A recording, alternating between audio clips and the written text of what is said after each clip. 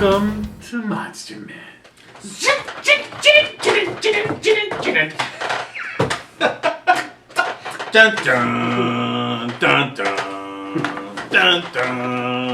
dun dun. Oh, if only you had boobs.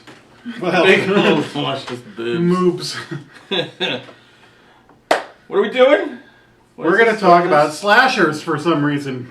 Because I finally wrote a slasher. Oh, you mean this book? I wanted to make sure people understood it was a slasher. And not a biography about one of our favorite guitarists? Well, I hope maybe they would think that too. Yes. Because the cover, it looks like Slash's face. Like the, so it could be. But yeah, I wrote a book called Slash. Came out in October. It's doing quite well, so thank you all very much who have bought the book and have said kind things about it.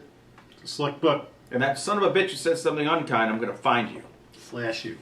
So yeah, it literally took me a decade to finally come up with an idea for a slasher because you and I know slashers are it's a visual thing. Like, there's not much character development in a slasher movie.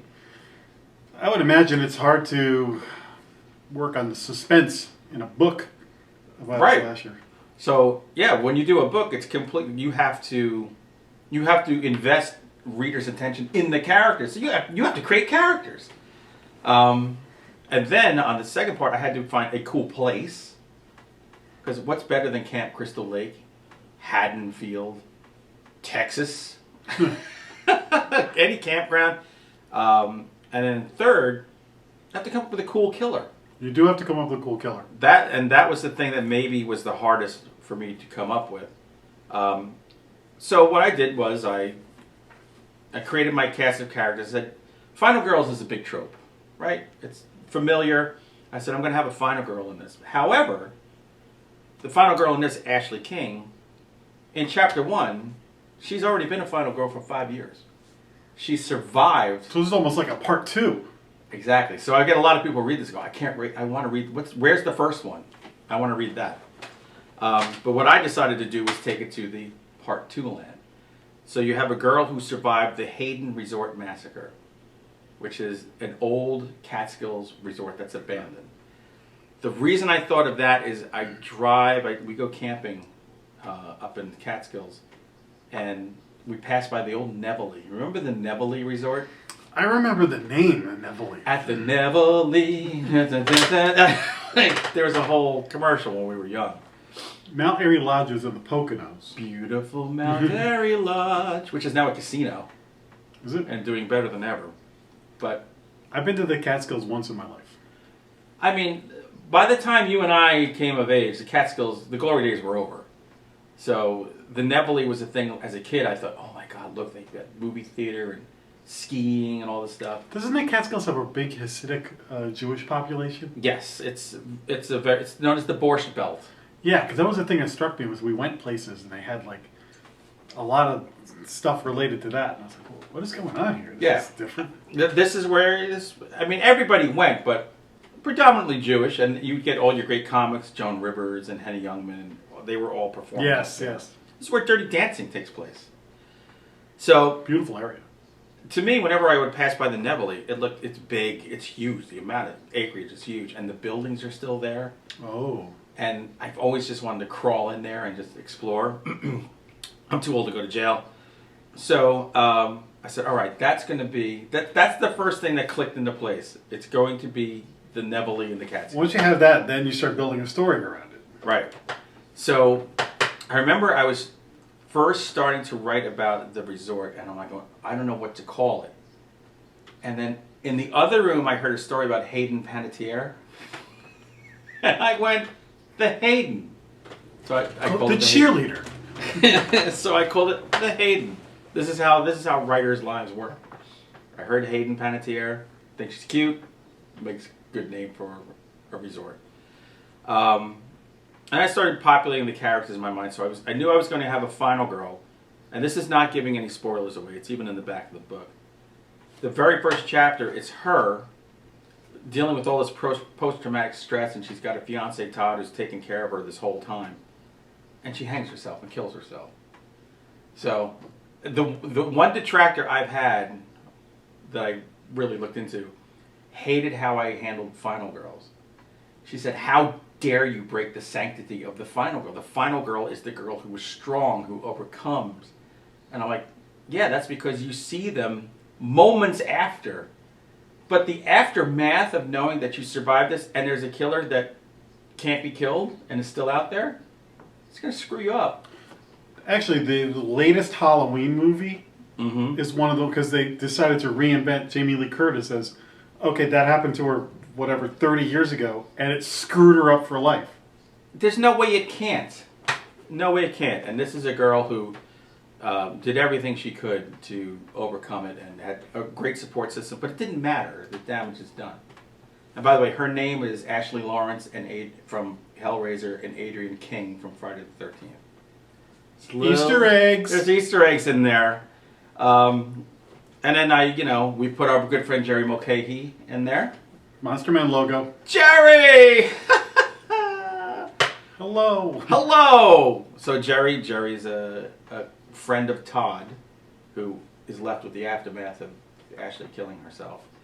And he's decided to go back to the Hayden Resort because when Ashley would do urban exploration, which is what killed her and her friends, she leaves behind recordings of what's going on. So she wants to leave a piece of herself wherever they explore. So her memory is wiped clean, mostly, of the event, but the answers are there. And they're about to tear down the resort, so he goes back there to search for this memory card to find out, to get one last glimpse of her, and to find out really what happened that night. So, had that in place, and I need a killer.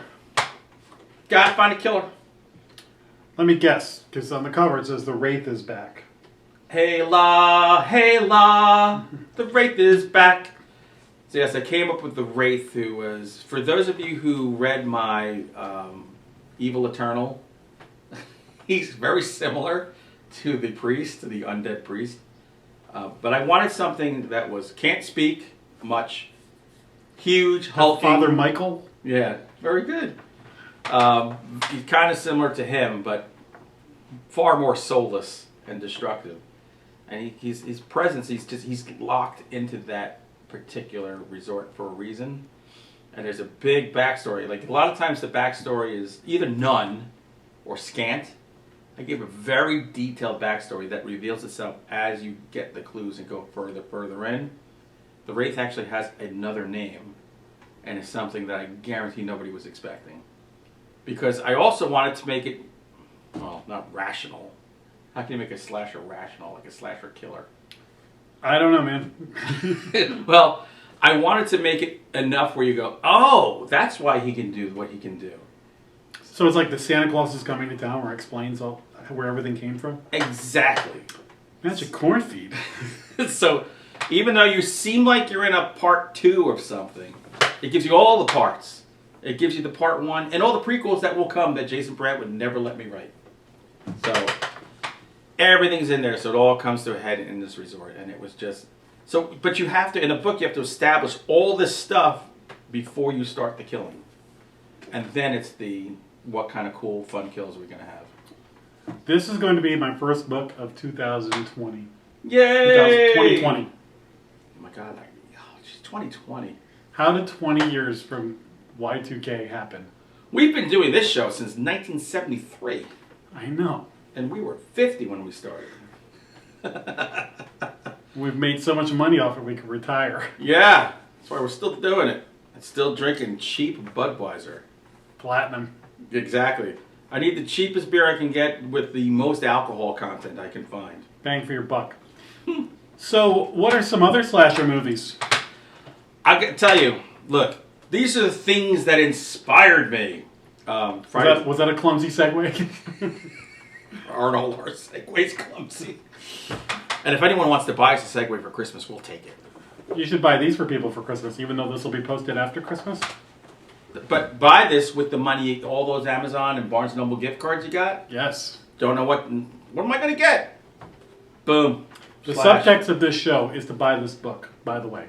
I'm just going to hit you over the head. The start of this show was to buy my books. Friday the 13th, huge inspiration. I mean, Jason is my man. He's my boy, Blue. And although it's an uneven franchise, as they all are, out of all the big franchises, there's probably other franchises with better movies in them. But start to finish, it's probably the best of all those franchises. Look, if I had to sit through all the franchises like Jason is doing, yeah, I couldn't do Friday the 13th. That would be a rough one for me. Friday the 13th? I mean, Jesus Christ. Nightmare on Elm Street. Elm Street has some pretty low stuff in it. Yeah, that's have some low lows. Hellraiser? Elm Street has two of the highest highs, and then a lot of lows. But Robert Englund's just... Freddy is bigger than the Nightmare on Elm Street movies. Yes. He became a bigger thing than that. But yes, some of those movies are unwatchable. Texas Chainsaw Massacre, I actually like most of those. I like all of them but Leatherface. The first one is just... It's like Halloween. The first one is an all-time absolute spectacle. And then... I like the second. Dennis Dennis Hopper. I was lukewarm on the second one. I love the Matthew McConaughey and Renee Zellweger one. That I haven't seen in years. That's on my to-do list. Then you get to Jessica Biel and Arlie Ermey. That one's a decent remake. remake. I mean, Alexandra Daddario's version. That one I just watched. Like I'm saying, there's good ones in there because... That one's... What's more fun than like Crazy Family? It's fun. That's like one for us. Like after we film this, that's something we would watch. Yeah, and exactly. just laugh. Yes. Another one, the Burning. We have The Burning over here. Yes. Slumber Party Massacre, Sorority. I mean, look, I grew up on these things. One of the most prominent Christmas horror movies is Black Christmas. Yes. It's maybe the first slasher movie. I mean, if you discount Psycho and a couple of others that are like on the fringe, if you're going to look... Like flat out horror movie. The one that defined the process and the genre. Like Black Christmas is the one. Now, by the time you see this, the new Black Christmas is come and gone. Jack and I will not have seen it. I heard reviews of it last night that reinforced us not wanting to see it. Look, if you want to be woke, I say go back to sleep. It's too much wokeness around here. Woke me up when it's over. It's funny because a lot of the people who are woke are also stoned most of the time because they think pot is legal everywhere. So they're basically half asleep most times. Send your letters to 555 Mockingbird Lane. Klondike 5. Klondike 5. Here's the deal, this is what has worn my cockles. I don't know how many cockles a man should have. I think I have a few cockles. Cockles. When I have people who read Slash and tell me that they think the Wraith could go toe-to-toe or kick the crap out of Jason, Michael, Freddy, Leatherface. What about the Dress to Kill slasher? Dead. Dead in no time. Angie Dickinson? I think Angie Dickinson could probably beat him up. As policewoman, she could. As policewoman, exactly. By the way... So the Wraith could take Jason? I wanted... Supernatural Jason? Or... Yeah. Well, here's the deal. He's about as big as Jason, but fast. So when he needs to be fast, he'll be fast. He's pretty stealthy. He doesn't do a lot of that slow walking because he pretty much knows what he wants. Michael Myers never goes up against anybody of any sort of girth. He preys on girls. Preys on girls and children. Scared girls. What a jerk. What a loser. And then dudes who are just kind of happen into his area of kill. Yeah, Michael Myers is a wiener. He's a panty waste. I was watching an old movie. Panty waste. Mickey Rooney is talking to some woman and she's like, "What are you, a man or a panty waste?" I'm no panty waste. I'm like, who says this? I think I first encountered the word panty waste in Hulk comic books. Really? Like you panty wasted creep or something like that. First of all, what is panty waste? I don't know. Are you a waste of good panties? Are you the waste that falls within a panty? The first place I ever encountered the word wallflower was a Spider-Man comic book. All right, that one I can see. And the word amoeba. I was like, how do you pronounce this? And in your head, you're amioba? Yeah. Amioba. Just like I used to read things, there's a busty pot. Oh, when do we get to go to the busty pot? All right, we're circling. We're circling. We're all over the place. What's your favorite slasher movie? Not that I want to put you on the spot or anything. I'm trying to think of. I didn't do any preparation for this, so I didn't really think about other slasher movies because the franchise ones are good. I'm trying to think. Like franchises, to me, it's Jason. It's Friday the 13th by far. I don't think of Freddy as a slasher. I know some people categorize him as a slasher, but I take that as more of that's a supernatural. I know that Jason becomes supernatural, and maybe Halloween is my favorite slasher movie. All right, that's a good one. I think my favorite pure slasher movie is Slumber Party Massacre. It's just so much GD fun. I think that one's awesome. And it's funny because it was written as a spoof of Slasher. Or Splasher. Splasher. Would that be with any movie with Daryl Hannah? Or Tom Hanks. Tom Hanks was in a Slasher.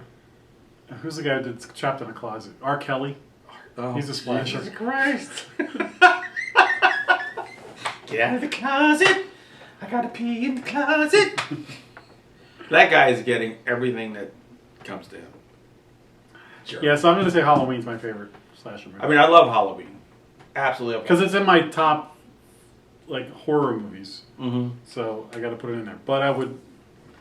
If I'm going to drill down, no pun intended, Slumber Party Massacre slasher movie is my favorite.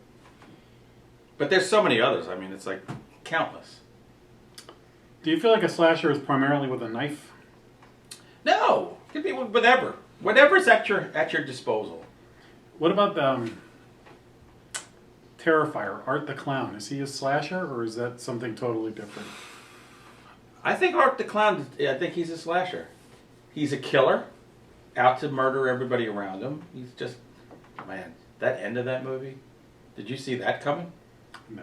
There's going to be a part 2, and I cannot wait. I cannot wait. I have Art the Clown air freshener hanging from my car. And everybody goes, why do you have, who's that ugly clown? I'm like, it's Clarabelle. Clarabelle on a bad day.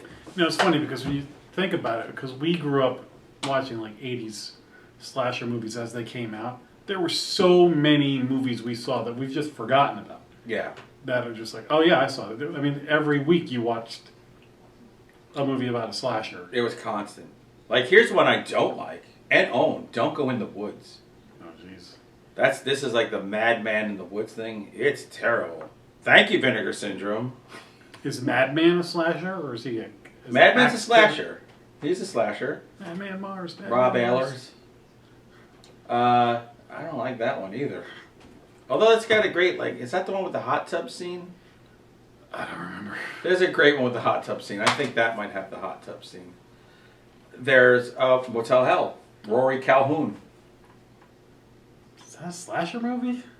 It's people put that into slasher only because he's out murdering people, but I think there's it's close. There's a line where I think it's because I think of slashers are primarily with a knife. So Jason and Michael Myers, I know they use other weapons sometimes, right. But they're the machete. Got a handful of knives. Right, but Freddy's in your dreams, so that's why I feel he's different. In my dreams, I can walk. So then when you get to Hatchet or something that was like axe murderer versus the slasher. Oh, geez! So you're gonna create a rift. That's what I'm thinking. I think maybe I'm narrowing it too much. Axers, hatchets. Because there's so many movies. It's just great. What's Maniac? Slasher.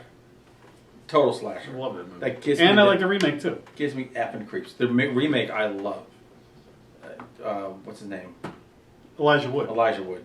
That's a great, because that from the killer perspective. If you're gonna remake a movie and turn it on its head, that's the way. That's the blueprint right there. Yeah, watch The Thing and The Thing from Another World and Maniac. Yeah, I'm not a fan of the original Joe Spinell. I don't know. It just makes me feel icky. I don't feel good when I watch that. That was, though, in my phase where I was really getting into horror movies, and that was after Dawn of the Dead, that was the gore movie. Yes. Yeah, that was a big one. Shotgun. That's a rough movie. I haven't seen it start to finish in years. So. I just want to live with mannequins. It is a grimy movie, though. To say the least. But that's what makes those movies so good. It's the ones that are so... The graininess equals the griminess. And that's the problem with modern day movies. They're too slick. I think that's why you're not. That's where finding '90s movies, like all the remakes of the stuff like Prom Night and My Bloody Valentine and all that. Right, Prom Night. They miss that graininess. When you go watch the original My Bloody Valentine, you really feel like you're in a town. Like they're at actual locations. They're in an actual laundromat. Yeah. And when you're watching like the '90s remakes of these movies, you always feel like you're on a set on the CW. I can't believe that at one point I said that the remake was better than the original.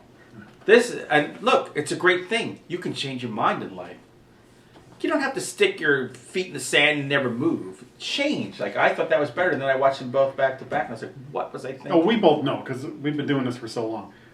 We like and hate movies, and then a few years later we see it and go, you know what? It's grown on me now. Yeah, I changed my mind. Who cares?